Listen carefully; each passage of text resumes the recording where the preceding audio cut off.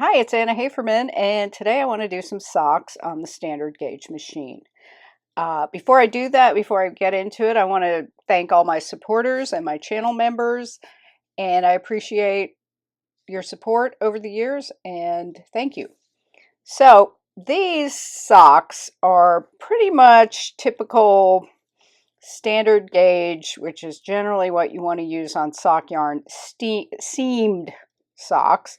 And I have a ton of sock yarn in my stash, and I have been knitting socks for the past couple weeks with just different ones that I have. They're a pretty fast project, and they're fun. And once you get the technique down, they're a pretty fast project. There is a little bit of seaming and sewing at the end, but that's something you can do, after you're done knitting. So I'll show you how I do it. So first thing I do is pick a sock yarn, and this one I'm using this is called Philly.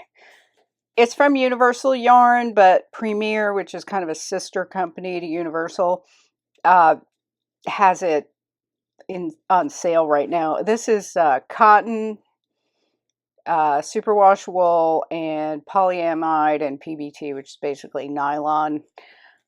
Sock yarn almost always has nylon in it to give it some strength.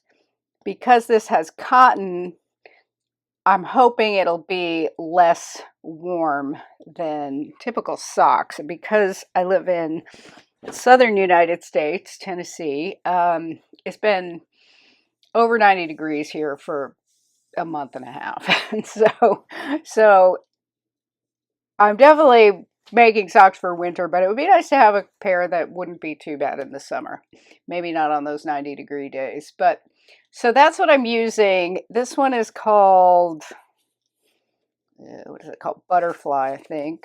Yeah, Butterfly. And that one is called Kite, and I will put the link to that. So you can, if you're interested in that, you can get that if you like. And then I'll just put it down there. You can't really see it now because I've got it on a stand, and there's my lid in the stand, so you can't see it. And then I'm going to get some waste yarn, and I really want something that contrasts really well for this. So this bright orange tends to contrast almost anything I use because I generally don't like anything. Generally, I'm not a big fan of orange for things for myself. So, and because it's a neon, it's very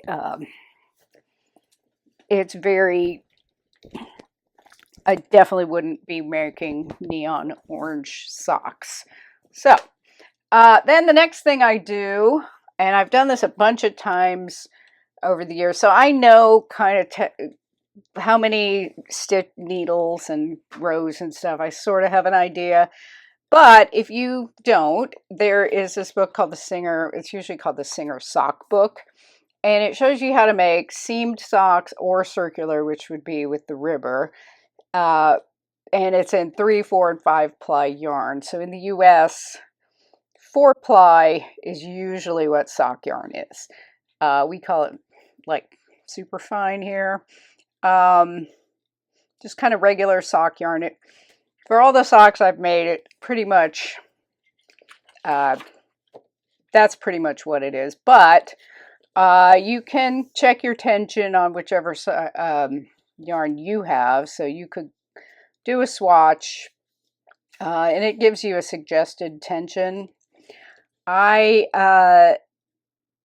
usually don't do a swatch with each new yarn, but if you're starting out and you want to know how to do it, then you might want to. Now, this book is available for free download on the MK Manual site, and I'll put a link. So the first thing you need to do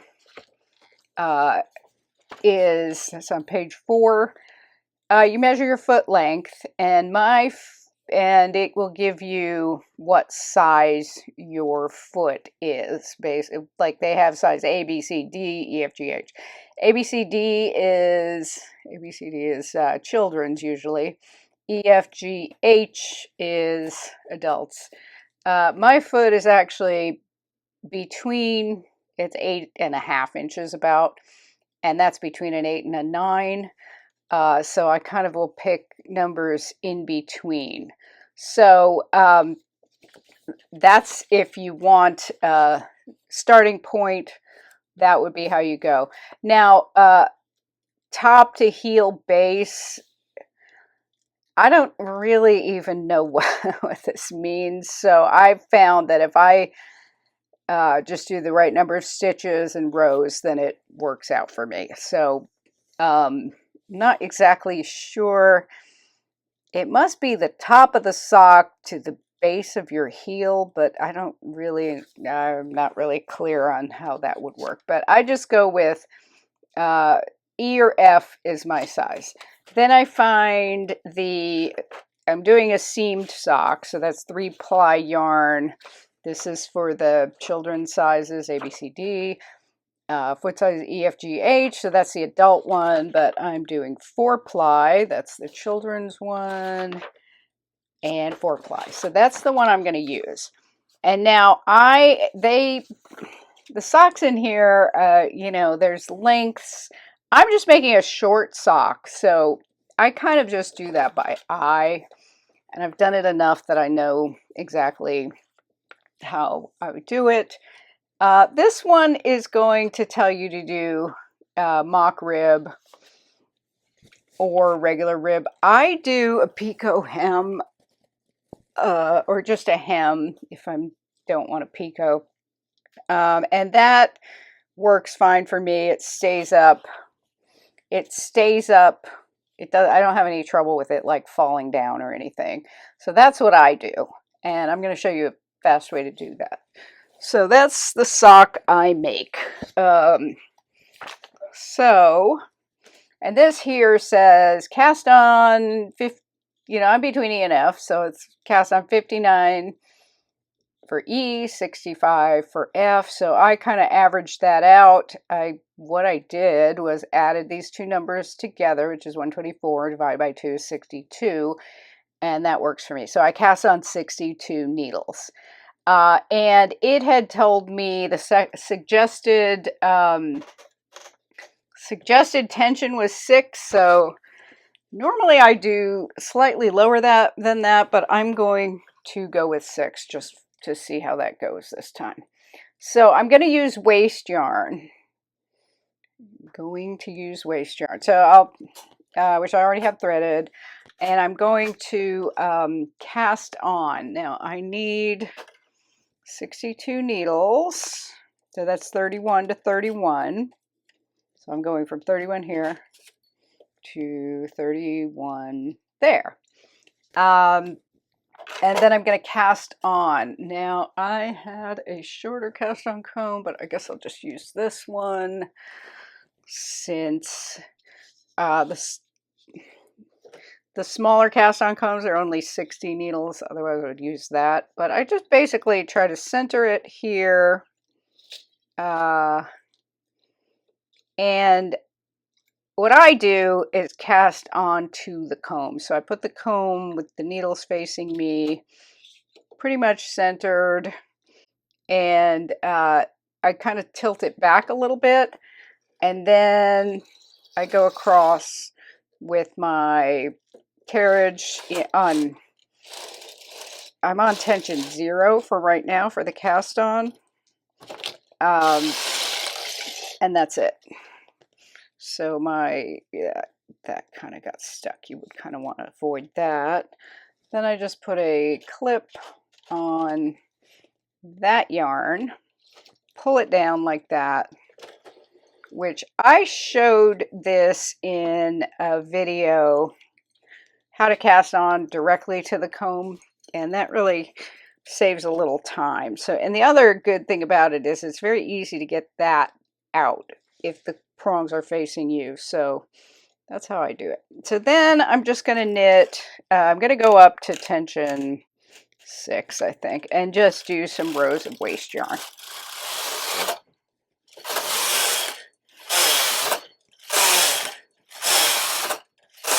6, 7, 8,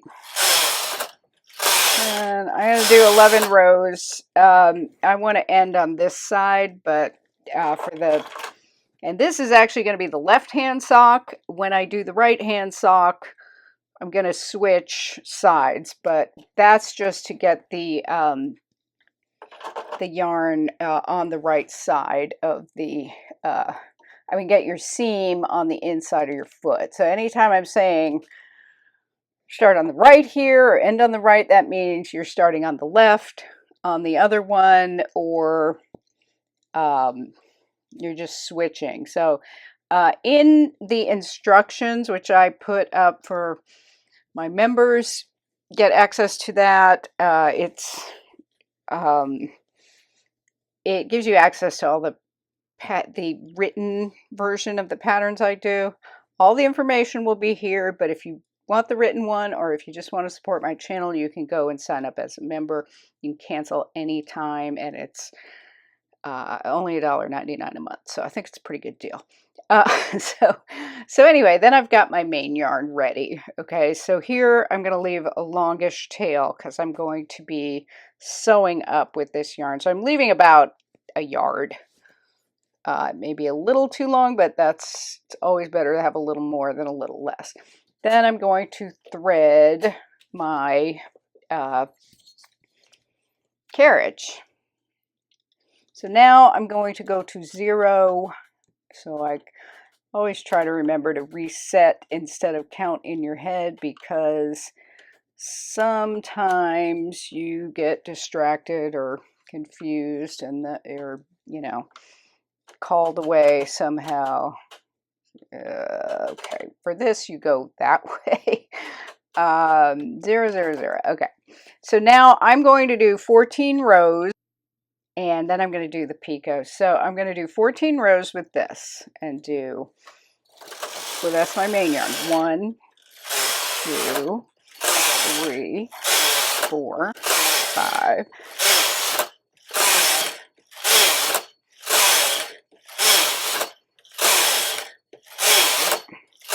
13, 14. And you see how nice this yarn is. It's like changing color kind of gradually, so it's very nice. Even though we're not doing any patterning, it's variegated, so you get this nice looking sock. So now I'm doing my picot row, and that is, so what I just did was this inside, then I'm going to do the picot hem part, and then do the other side, then hang it. So that's what gives you that.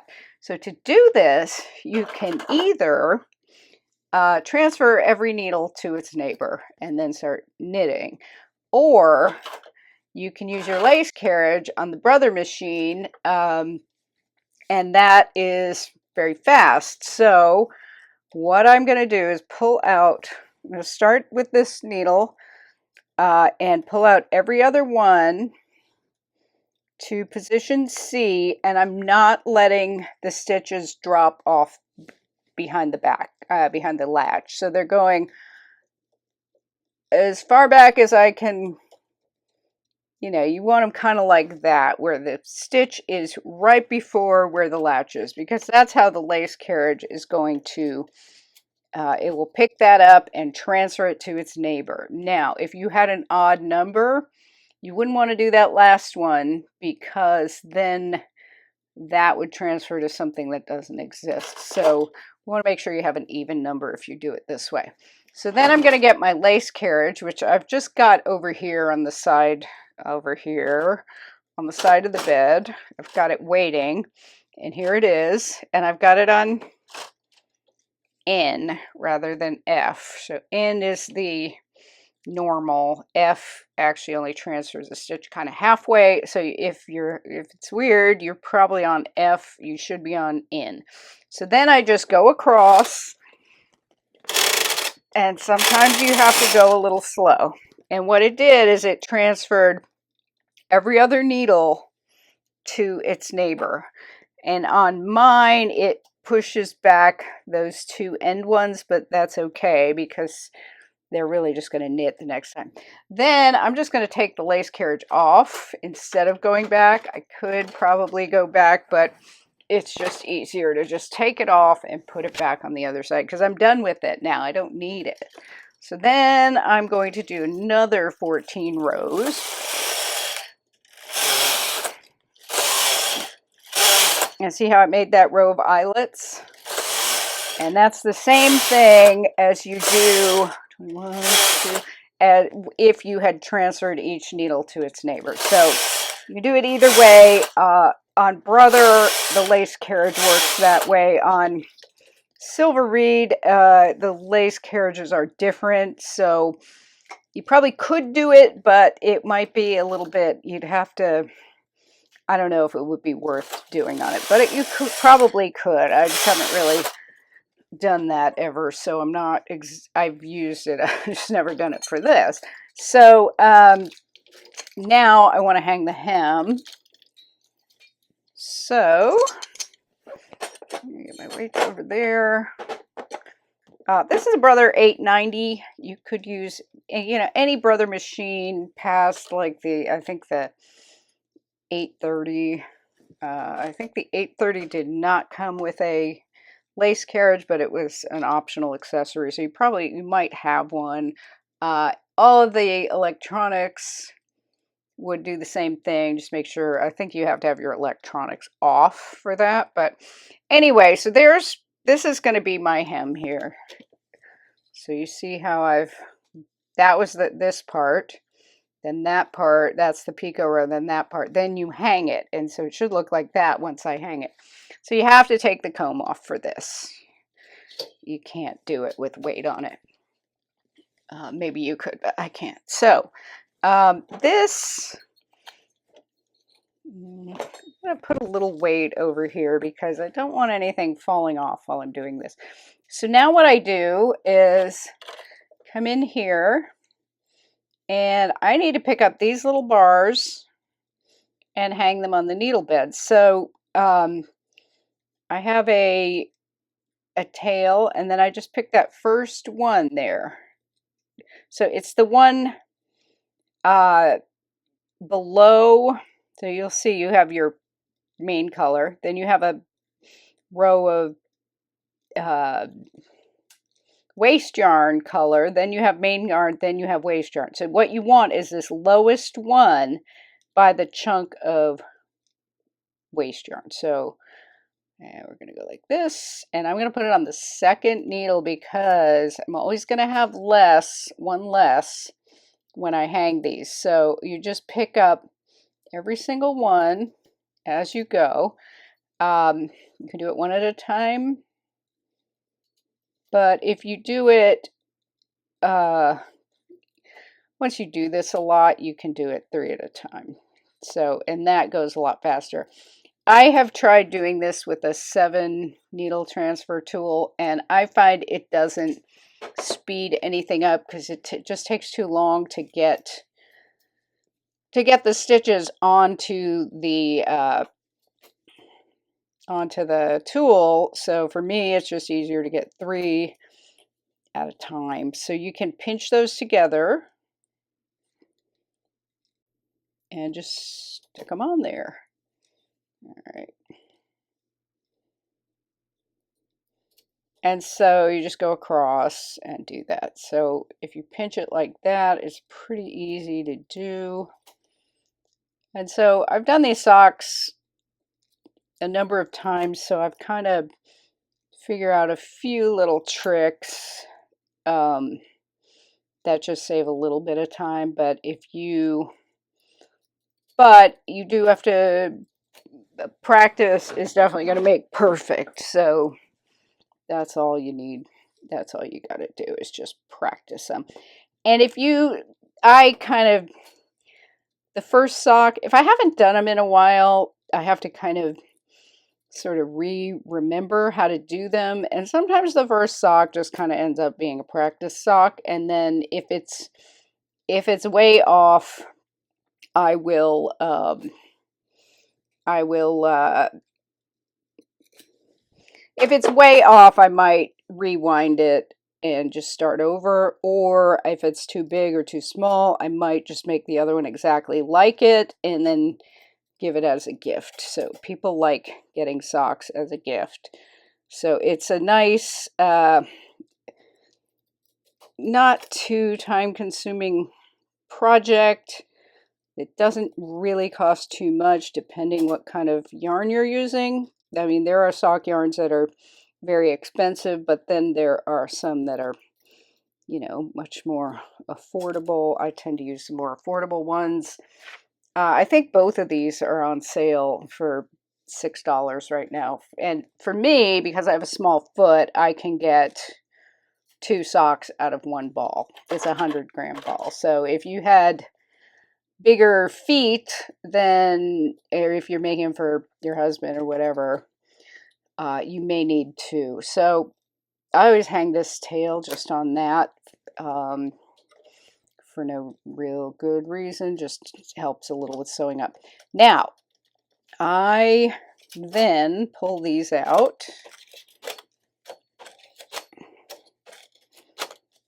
So, because I'm now going to knit them off. And this is also a good chance to make sure you picked up every single stitch that you needed, right? So I can see that, you know, I've got the ones on the back, and then I can see I have one on each one on the front. Then I just want to push those back a little so I can knit them off. So, and I want some more weight on it so that when I knit it off, it's going to actually knit off. And the other thing that I do is, and I didn't do this, but I take a couple notes as I'm going, because I'm going to have to do the same thing on the second sock. So I'm going to say I'm on tension 6, 14 rows, picot, 14 rows, hang hem, etc.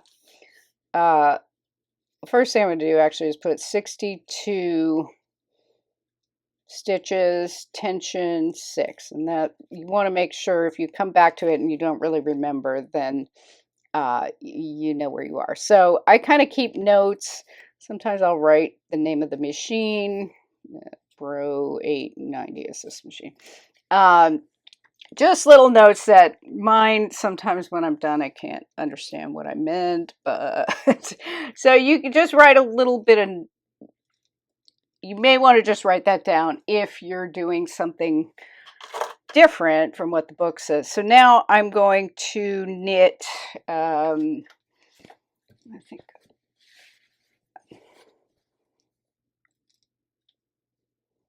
I'm going to do 52. So I'm going to count this closing row as the first one. So 1, and I should have reset the row counter because otherwise I have to do math. So that I should be on 1 here. So I'm on 1, 2, 3, 4.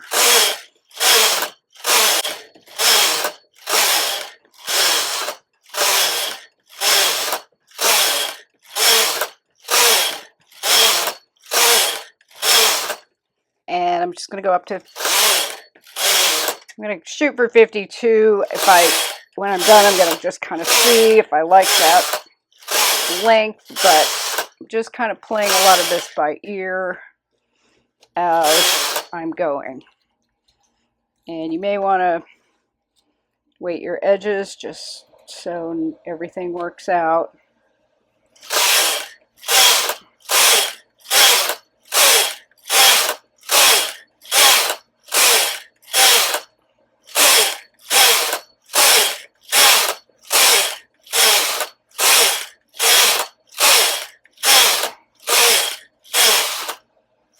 Fifty-one, 52. Okay, so now I've got 52, and I'm just going to kind of see if I like that length. And I think I do, but let's see how it compares here. So This one's a little longer. I think I'm going to go up to 54. Just two more.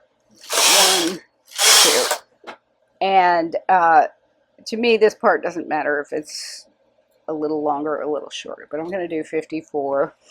And one of the reasons I make these somewhat shorter and not like knee socks is because A, I don't like knee socks that much, but also this way I can get 2 socks out of one 100-gram ball. Now, I'm going to do the heel now. So to do the heel, you go to hold, put your carriage in hold. Whatever your machine is, you can do this on pretty much any standard gauge machine, but on Brother you go to H. On Silver Reed you'd go to 1 on your Russell levers. Other machines it might be something different, but it just as long as you're putting it in hold. So now I'm going to go and push every needle to the left of 0 to hold. And I'm going to be working on these to do the heel. So that's where the heel is. And it's hard to see when it's sewn up what's going on, but what's happening really is I'm doing the heel on one side. Here's where the seam is. So put the carriage on hold. And I've done that. So now I'm going to knit a row, and it should only knit this side, and there's your yarn. Then I'm going to pull that first needle on this side, so it was right there, so the first in that row from the left. So just that inside needle when you're on this side. Okay, then I'm going to knit again, and that wrapped it automatically. So then I'm going to pull that closest needle on this side. Then I'm going to knit and pull that needle, knit, pull this needle. It's always the inside one that's closest to the carriage. So now I'm going to knit. And this is something you really kind of want to concentrate because it's easy to kind of get confused as to where you are. So, and for this, I'm going to put weights on because the heel is going to start pouching out. So I really want to have weight underneath. What I do a lot is I'm just pulling it down with my hand, but you really don't want to rely on that, especially when you're just starting, because you may forget.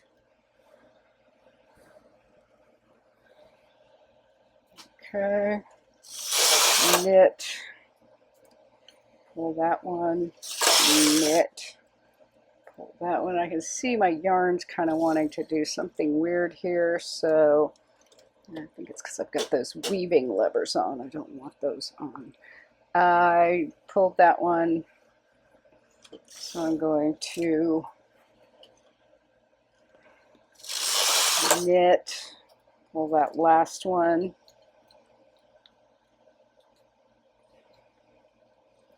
and I've done that. That'll come out eventually, but kind of want to avoid that. Pull that, knit, pull, knit, pull, knit, pull, and really just be sure that you're not that you've got enough weight. So knit, knit,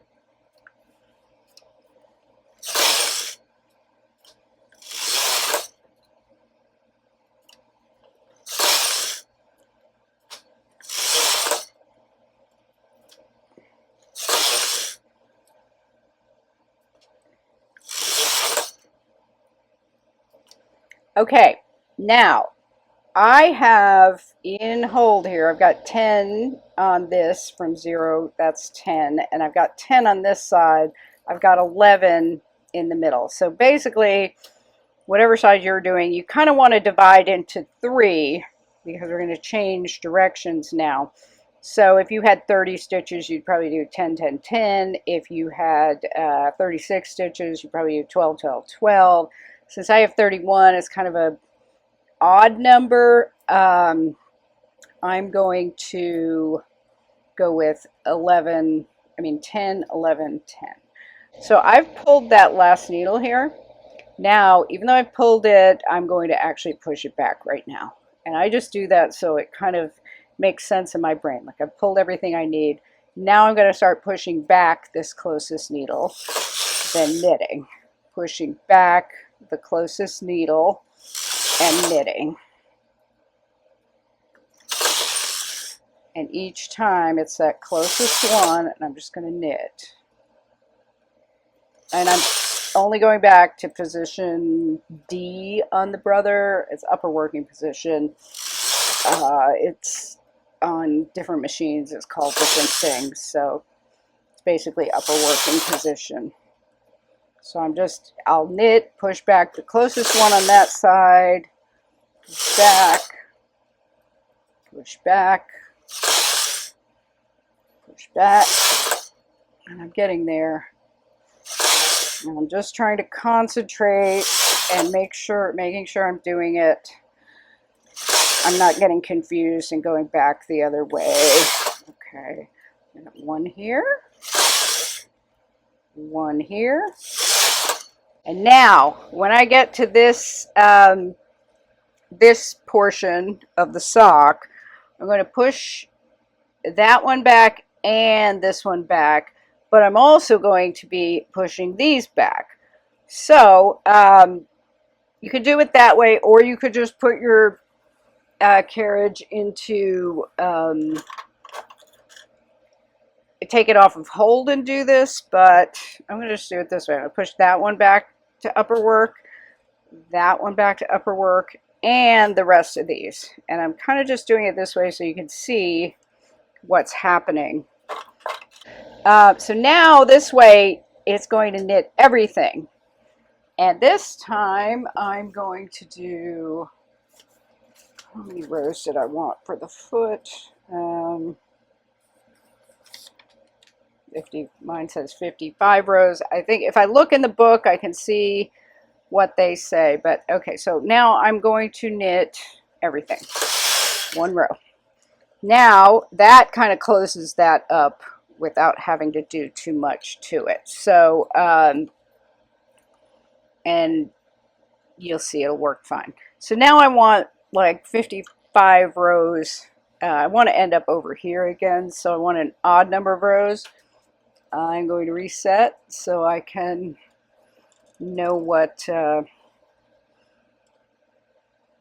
which I'm having trouble with this for some reason today. These brother row counters are kind of annoying sometimes because it doesn't like it when you go, yeah, it's just annoying. Anyway, there's 1, 2,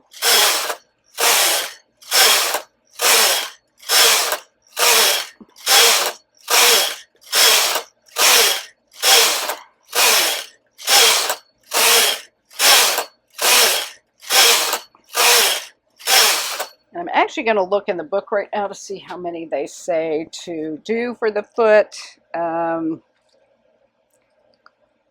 They say anywhere from 56 to 62, which for me would be, average of that I think is 58 or something. I found that 55 works pretty well for me, so that's what I usually do. But you can kind of go by eye when you get there. We'll see. 30.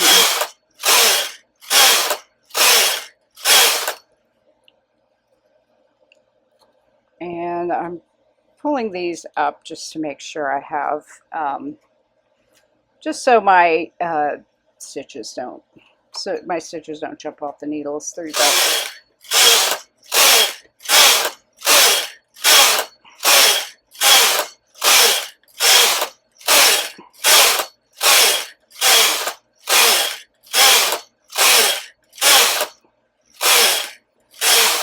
All right, so that's 55. And I'm going to now look at this and see if I think it's going to work.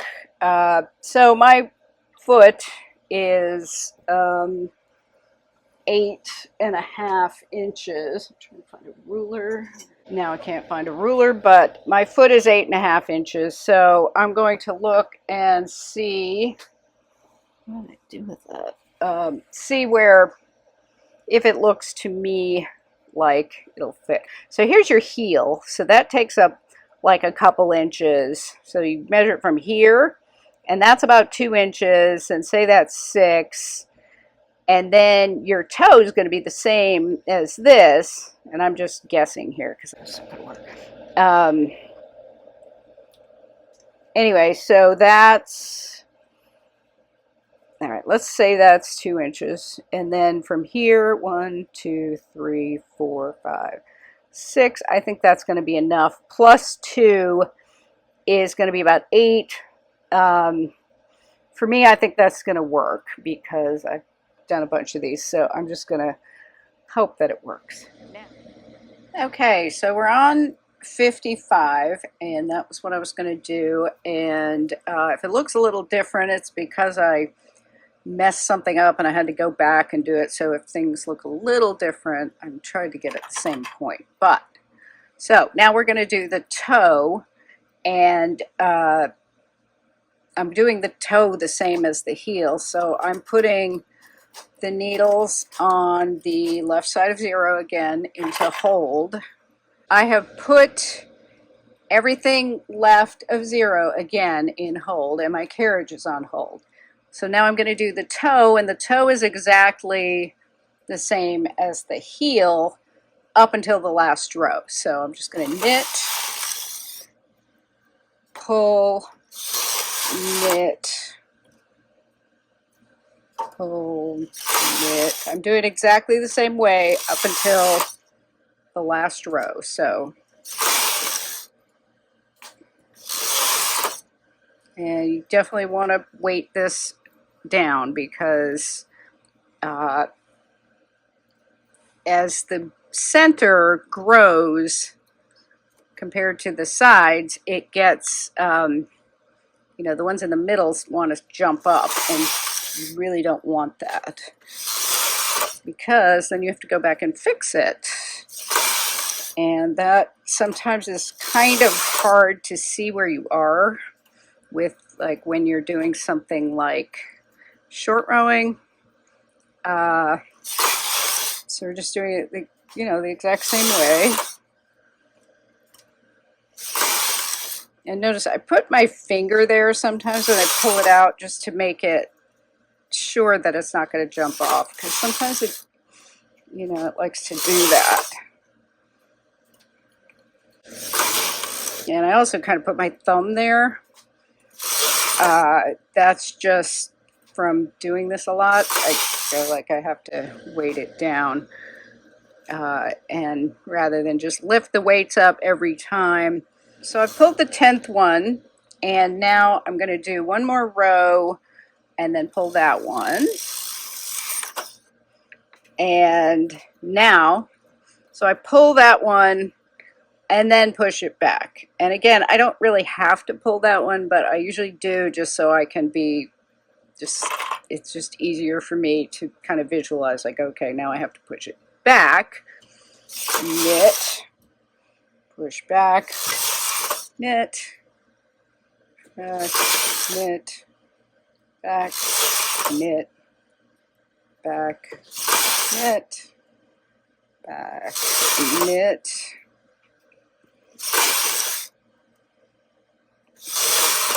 And this is going exactly how the heel went, except when I get to the very end. And you'll see that in a sec.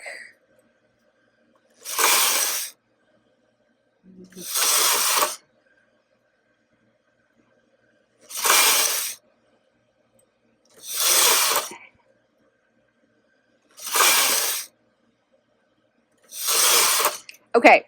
Now, this is my last row. I've got one here, so I'm going to push that back And I'm also going to push this one right needle, the one just to the right of 0. And I'm not going to push those back. So I'm just going to knit one more row. And that's it. And now I just have to do some waste yarn. So for this, I'm going to take a longish thread and cut it, you know, a longish tail, and just cut it so that I can do my Kitchener stitch with that. Okay, so now what I want to do is scrap off both sides. And I have found, I'm going to put in my waste yarn, make sure I close the carriage. Now, this, what I want to do is scrap off one side and then the other side. And I have found that if I try to do it from here, this stitch will fall off. So I'm going to try to do it. I'm going to push all the ones to the left of 0 back into upper work. And as you can see, I've lost my pusher tool, but whoops, but that will work fine. And then I'm going to put these ones out to hold because my carriage is here. I could do a free pass, but I think this is ultimately just easier. So I'm going to go, so what I want to do is scrap off this side, and those will knit in orange.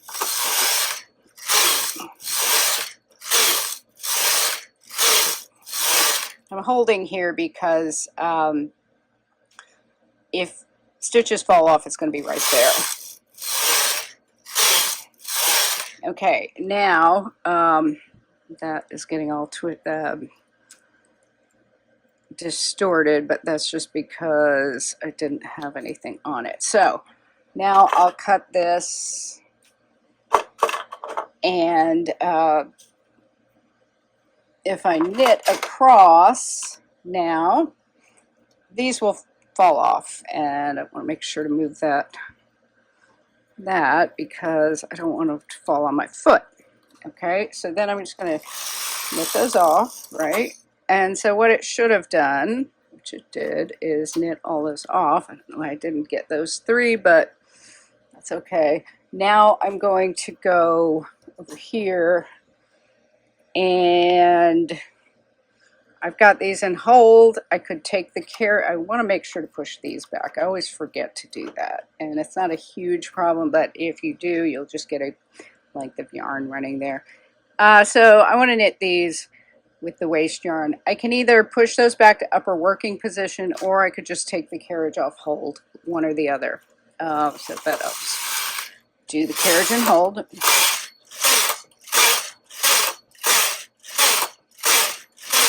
And I like to do at least 12 rows for this because I'm going to have to Kitchener stitch it, and I have to handle it. And if you only have a couple rows, it's really going to be difficult. So that's that.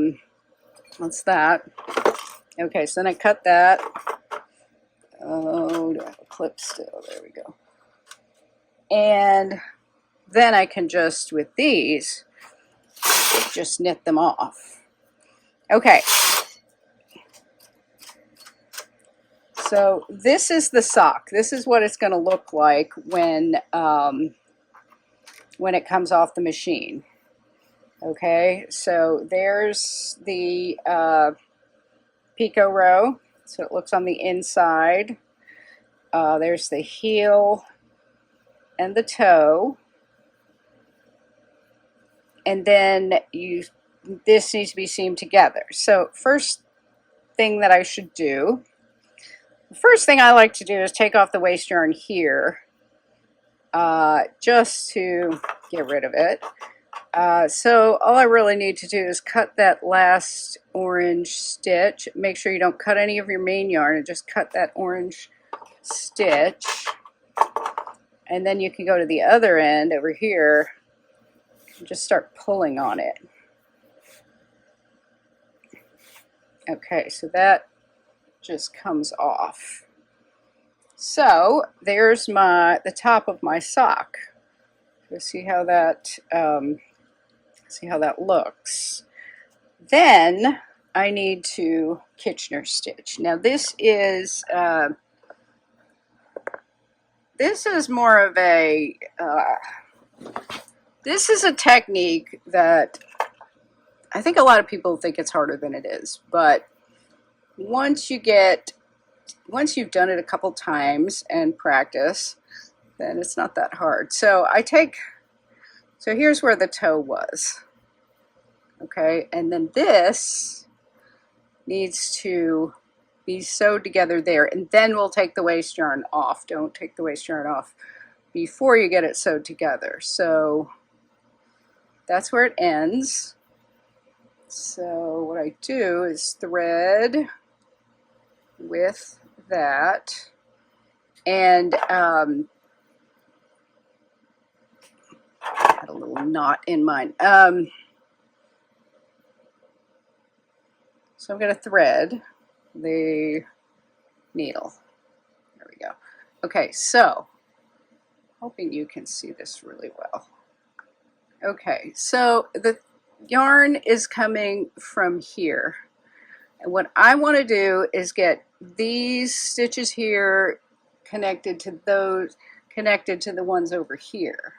So, and I'm going to be knitting into, or not knitting, sewing into the ones, the main yarn, and trying to mimic this. This is a upside down U. Over on this side, they're also upside down U's. So I'm trying to mimic that. So by going into the main yarn and then going down and up like a U into the next one. Okay, so what I just followed that orange stitch there. Some people call this smiles and frowns. I kind of just remember it like I have to follow the path of the yarn. Now if I go back here, I'm going to, let's see where I need to start. So starting it is the hardest part, of course. And so now I need to go from here. That's my first stitch right there. And then the U here is upside down. It's going like that. So I'm following the path of that and going, so that one's going to go like that. So I'm going to follow it up, then down. And that's a U or a frown, or upside down U and then a frown. So we keep doing this and it gets easier as you go. So the first couple stitches are a little bit hard to see where you're doing, but then it gets easier. So now what I do is, here's where my thread came out the last time. You see it's attached to this, you can see. And so I go back in where that came out, which is, that's where it came out. You go back into that same stitch, follow that U, and like that, and just knit, don't pull too tight. And now it's just going back and forth basically. I think I do it. Okay, so now I'm over here. So I want to go over to the other side. I go back in to the stitch that I came out of the last time, which is right there. I go into that same stitch that it came out of. This time it's the upside down U. Go up, then down. And sometimes you get yarn in your way. You just have to kind of, you know. And so see how what it's doing, it's knitting them together. And the stitch that I'm making is basically mimicking that row of stockinette. So in, up, down, then up, follow the path of that orange stitch, back here, this stitch goes like that. And so here I could kind of see like, oh, it's upside down. This is the one I came from the last time. Then I go back in that one. And again, it's a little bit, it seems really complicated, but you'll get it. All right, so I go back here and I can easily see where it came out of because that's it. If I pull here, I can see. So I go back here and then up.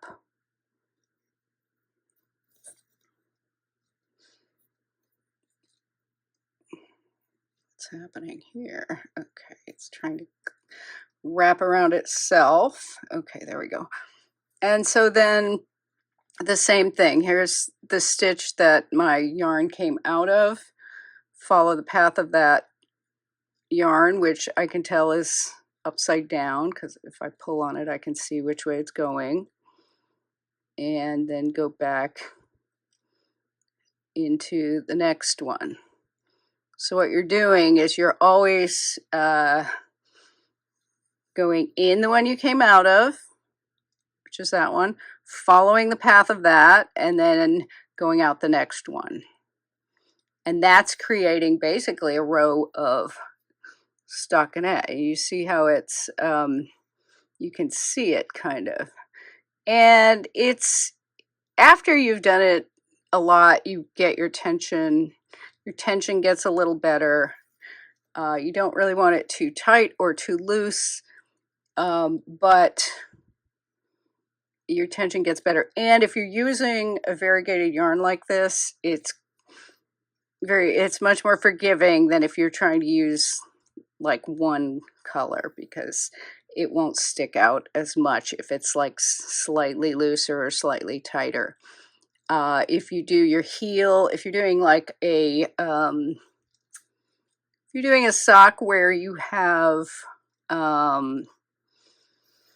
like a solid color with a different color heel, that actually works pretty well, heel and toe, because you're going from one color to the next and you won't really see the row that you're doing. So here's where I came out, go in, follow the U, go back in. So that's it. And the first couple stitches are the hardest, of course, but they're also like they show up a lot less if you kind of make a little mistake there. So again, this is like just something you want to practice doing, and you know, just practice by making yourself a sock. And if you don't want to use your good sock yarn to practice, you can use, oops, ow, you can use, you know, just waste yarn. Like it's got to be sock weight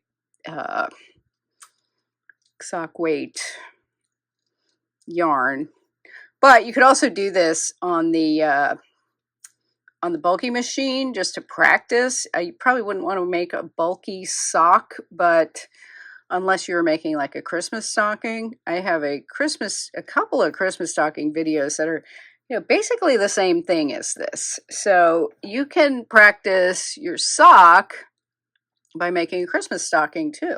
And those are done on, I think they're done on the LK150, I think. So you'll do some, the more you practice, the better you get, like anything else. And don't worry. If you are new and are trying to do something like this, it's, you know, it's possible you're not there yet. You know, you just want to figure out what your level is, or just try it anyway and see how it goes. Like you'll just learn by doing. So either way. All right, so I'm just going to go across and knit. Basically, I'm actually sewing, but I'm going to knit them together kind of, because you can see how that's how those stitches look. And once I take the waste yarn, that seam is going to be almost invisible. I doubt it'll be completely invisible, but it'll work. All right, so I'm going to finish that and come back. So I'm almost finished with that row. Just got a couple more. And you definitely have to pick up each one, otherwise you'll drop, that whole row will drop. So I don't want to go in that. I want to go in that purple one. So I'm almost done. Back here, just keep doing that, like you're picking up the one you went in, and over here you got to get this one, which is kind of hard to get sometimes, and sometimes it wants to pick up the waste yarn too. If that happens and you can't separate it, it's okay if you get the waste yarn in there, because you can always get it out later. But so then you have one more here and that one, and that's going to be it.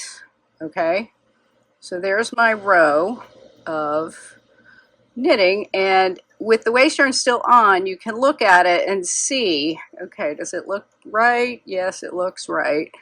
If you had done it backwards, you would probably be able to notice it somewhere in here. I think that stitch might be a little too big, but I think I'm okay with that. So now that's the end of the Kitchener. So now what you can do is just start pulling the waste yarn off, and it'll unravel from the top. Like when we pulled it off over here, you had to cut it because that was coming up from, that's where we started, but here's where we ended. So this comes out, this will just pull out. So sometimes, depending where you start or end, that's what that's going to mean. So then over here you do the same thing, find the end, there we go.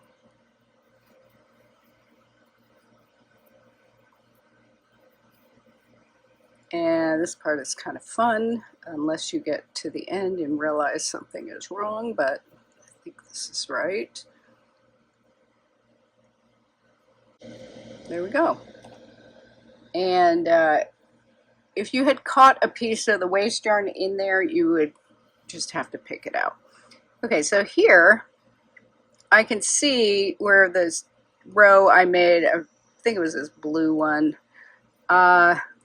I can kind of see where it is, but it's not terrible. It's okay. Now I need to mattress stitch up the side, or down the side really.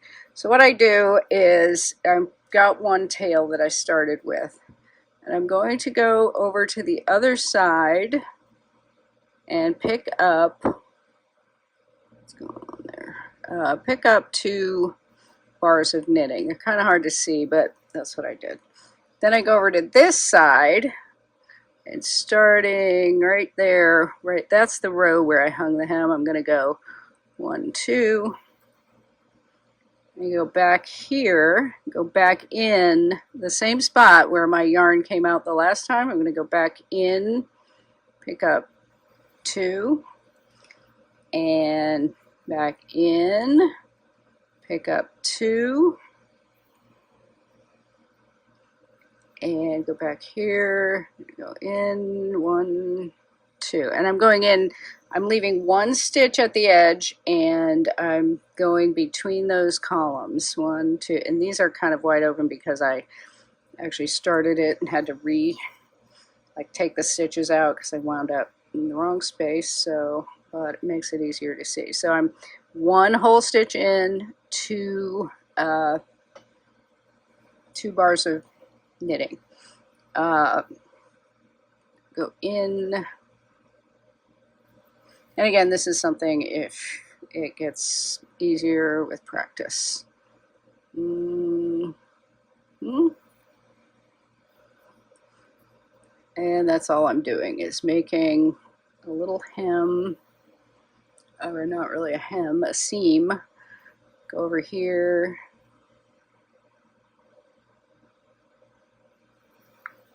And usually with this yarn, because it changes color, you can kind of see where it was. You know, that I'm on blue, so that's where that blue came out of.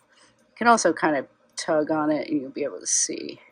So then you just keep going. That came out there. I'm going to do 1, then 2. With this little picot, it's kind of hard to see where you are. Just do your best.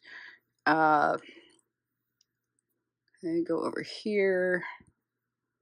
Go 1, See, they kind of like blend together a little because that's where the stitch, that's where you knit two together basically. So you just have to make it look good. However, sometimes you just gotta kind of fudge a little bit, and that's fine. Over here, yeah, I'm gonna go 1, 2. I think that's it. I think it'll work. And you just keep going until you get to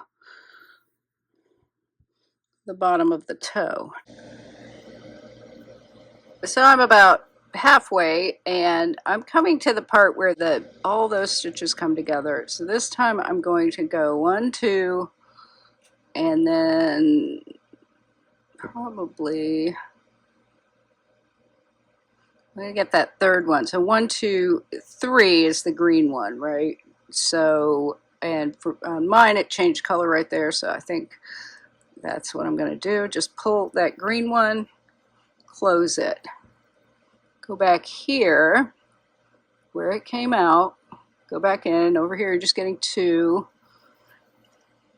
and over here I'm gonna go back, not come out of there, I'm gonna go back behind that green one again and go 1, 2, and I think that should kind of close up that little hole so it's not super obvious.